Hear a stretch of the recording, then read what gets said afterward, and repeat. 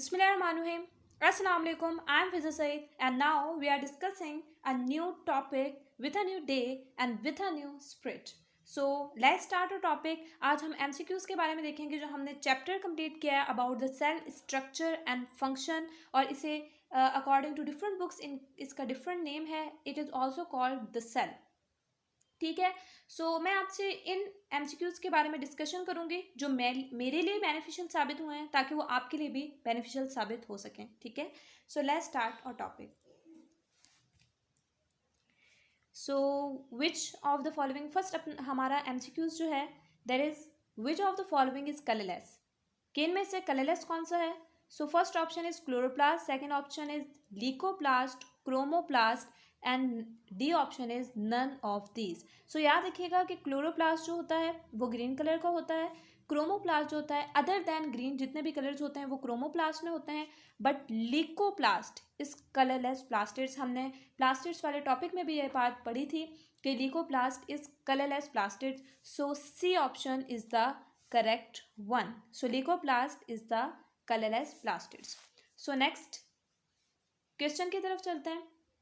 Which of the following is most slender in structure. कौन सा सबसे ज़्यादा सिलेंडर होता है स्ट्रक्चर में. माइक्रोट्यूब्यूल्स, इंटरमीडिएट फिलामेंट्स, माइक्रोफिलामेंट्स या बोथ ए एंड बी. सो याद रखिएगा कि मोस्ट सिलेंड्रिकल स्ट्रक्चर जो होता है वो माइक्रोफिलामेंट्स का होता है. Microfilaments have most cylindrical structure. Then third one question की तरफ चलते हैं. Soluble part of cytoplasm is termed as cytosol. वो साइटोसोल कहलाता है. सिस्टर्नी हमने पढ़ा था that is a part of Golgi apparatus और एंडोप्लाज्मिक रेटिकुलम का पार्ट होता है cisternae. Endocytosis that is the movement of plasma membrane. इसका कोई ताल्लुक नहीं है सॉल्यूबल पार्ट ऑफ साइटोप्लाज्म से. दैट्स वाई जो करेक्ट ऑप्शन होगा that is cytosol, soluble part of cytoplasm. Fourth one की तरफ चलते हैं. Which of the following modifies protein and lipid by adding carbohydrates. So जो मॉडिफाई करता है प्रोटीन, ऑप्शन की तरफ देखते हैं. गोल्जी अपरेटस, प्लाज्मा मेम्ब्रेन, पॉलीसोम्स और नन ऑफ दीज. सो इसका जो करेक्ट ऑप्शन होगा दैट इज गोल्जी अपरेटस. हमने पढ़ी थी ये बात कि मॉडिफिकेशन जो काम होता है वो किसका होता है, गोल्जी अपरेटस का काम होता है. So Golgi apparatus is the correct option. Plasma membrane का ये काम नहीं है. देन उसके बाद चलते हैं नेक्स्ट क्वेश्चन की तरफ. The nucleus contains. न्यूक्लियस के पास क्या चीज़ मौजूद होती है. First option is mitochondria, cytosol, enzymes, DNA. So हमने ये पढ़ी है बात कि न्यूक्लियस कंटेन्स व्हाट, डीएनए. ठीक है. इसका करेक्ट ऑप्शन जो होगा दैट इज डीएनए. उसके बाद सिक्स्थ वन की तरफ चलते हैं. Another name for Golgi apparatus is A. Dictyosomes, B. Endoplasmic reticulum, C.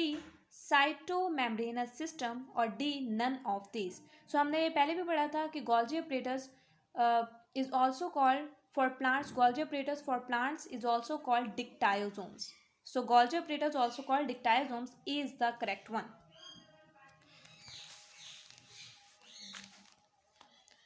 उसके अलावा नेक्स्ट वन की तरफ चलते हैं. लीकोप्लास्ट आर अ काइंड ऑफ. लीकोप्लास्ट किसकी काइंड है. सो लाइजोसोम्स नो, लाइजोसोम्स की तो काइंड नहीं है. पहले अच्छा ऑप्शंस पढ़ लेते हैं. सो ए लाइजोसोम. पहले सबसे पहले अगर आप किसी क्वेश्चन को सॉल्व करना चाहते हैं तो पहले सारे उसके ऑप्शंस देखें भले आपको सही आंसर पता ही क्यों ना हो. First option is lysosome, second option is chloroplast, C option is plastids, D option is granum. So हमने जो प्लास्टिड्स वाले टॉपिक में पढ़ा था कि प्लास्टिड्स में कौन कौन से टाइप्स आते हैं. लीकोप्लास्ट आता है, क्रोमोप्लास्ट आता है, क्लोरोप्लास्ट आता है. सो लीकोप्लास्ट किसकी काइंड हुई, प्लास्टिड्स की. तो C is the correct one option. Then vacuole in plants is responsible for. First option is photosynthesis, cellular excretion, third option is turgor pressure और फोर्थ वन है स्टार्च स्टोरेज. सो वैक्यूल्स का जो main function है that is turgor pressure. क्यों, क्योंकि जब water endocytosis होती है वाटर अंदर आता है. ठीक है. वाटर जब अंदर आएगा तो वैक्यूल में वो वाटर भर जाएगा, जिसकी वजह से एक प्रेशर डेवलप होगा, that is called the turgor pressure, और उसकी वजह से ही मेंटेनेंस ऑफ प्लांट होती है। ठीक है, so that's why vacuole in plants responsible होते हैं किस चीज़ के लिए, टर्गर प्रेशर के लिए, क्योंकि वैक्यूल जो होता है उसमें वाटर वगैरह भर जाता है, जिसकी वजह से उसमें प्रेशर डेवलप्ड होता है, that is called the turgor pressure. Next one 9th की तरफ चलते हैं। By which of the following can movement of material across animal cell membrane be accomplished, किसकी वजह से मूवमेंट ऑफ मटीरियल होती है एनिमल सेल मेम्ब्रेन में। क्या यहाँ पे की पॉइंट है, एनिमल सेल मेम्ब्रेन में किसकी वजह से मूवमेंट होती है across the animal cell membrane, active transport, diffusion, pinocytosis.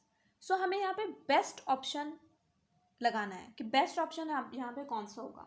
सो यहाँ पे जो बेस्ट ऑप्शन होगा, देखिए हमने पढ़ा है कि जो मूवमेंट ऑफ सेल मेम्ब्रेन होती है मटेरियल की, वो एक्टिव ट्रांसपोर्ट के भी जरिए होती है जिसमें एनर्जी यूज़ होती है, डिफ्यूजन के जरिए भी होती है जिसमें एनर्जी यूज़ नहीं होती, पिनोसाइटोसिस के जरिए भी होती है जब सॉलिड मटेरियल नहीं बल्कि लिक्विड मटेरियल अंदर आता है सेल मेम्ब्रेन के। सो बेस्ट ऑप्शन जो होगा that is all of these.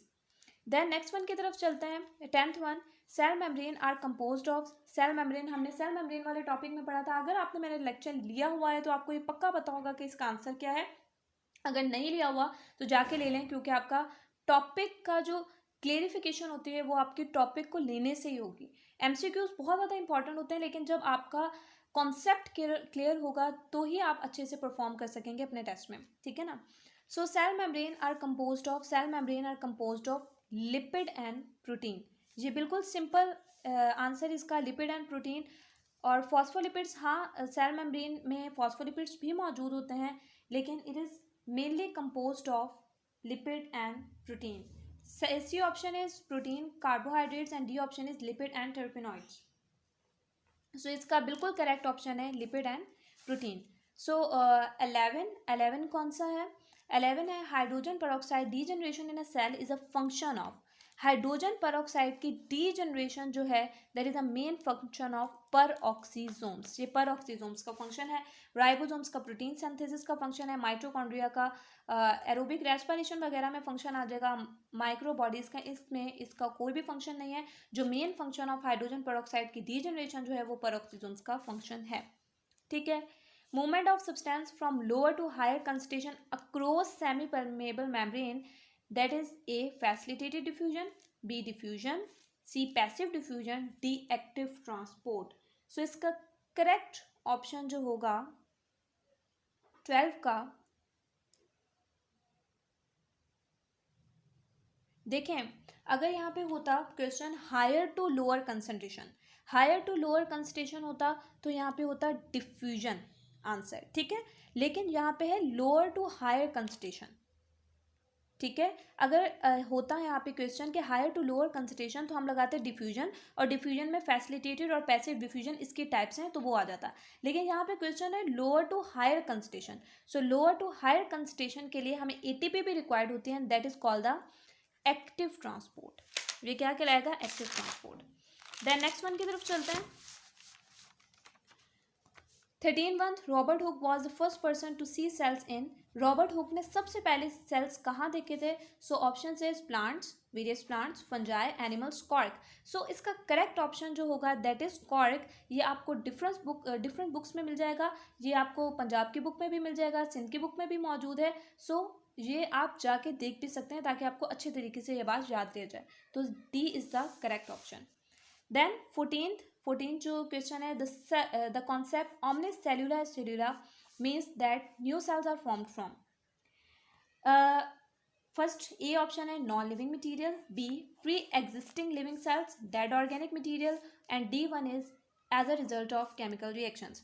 सो ये आपको बिल्कुल लाइन टू लाइन क्वेश्चन आपको मिल जाएगा, पंजाब की टेक्स्ट बुक में से एमसीक्यू उठाया गया है। सो आप वहाँ जाके देख सकते हैं, और इसका जो आंसर है that is a pre existing living cells. New cells are formed from pre existing living cells. ठीक है।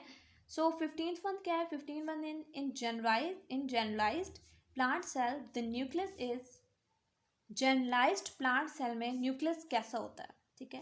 Present in the middle of the cell, क्या वो मिडल ऑफ द सेल में मौजूद होता है।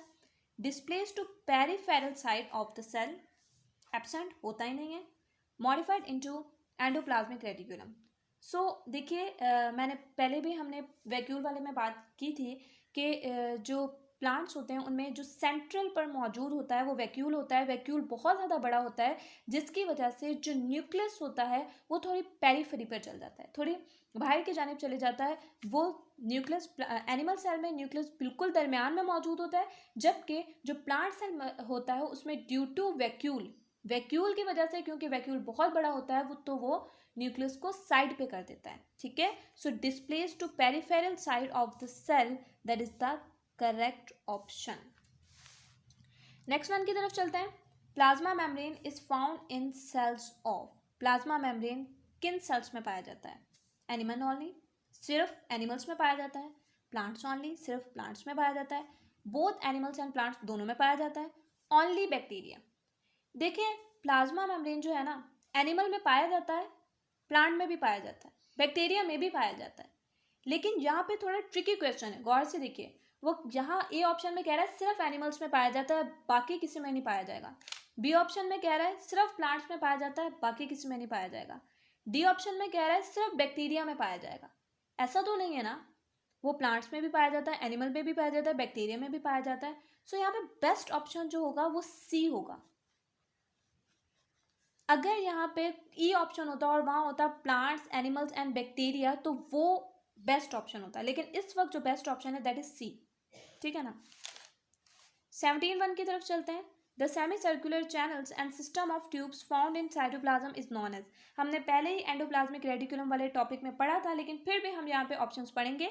सो A ribosomes, D endoplasmic reticulum, C glycosomes and D vacuoles. So best option जो होगा एंडोप्लाज्मिक रेटिकुलम होगा। हमने वहाँ पे ही पढ़ लिया था कि that is a system of channels that can be extend between the plasma membrane and nuclear membrane. So B is the correct one option. उसके बाद 18th की तरफ चलते हैं। 18th क्या है, the structure that are involve in manufacture and supply of energy to the cell. देखिए aerobic respiration कहाँ होती है, वहाँ एटीपी प्रोड्यूस होगा, एटीपी प्रोड्यूस होगा तो एनर्जी भी वही सप्लाई करेगा। देखिए सेंट्रियोल्स जो है, A option is centriole, B option is nucleus, C option is plastids and D option is mitochondria. अब देखिए हमने पढ़ा था कि एटीपी सिंथेसिस जो होती है वो कहाँ होती है, माइटोकॉन्ड्रिया में होती है। तो best option and correct option is option D.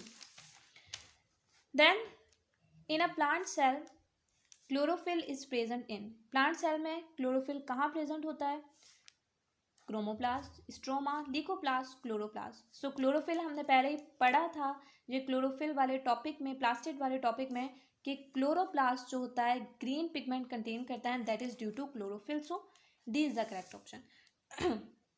उसके बाद 20th and last MCQ of the day.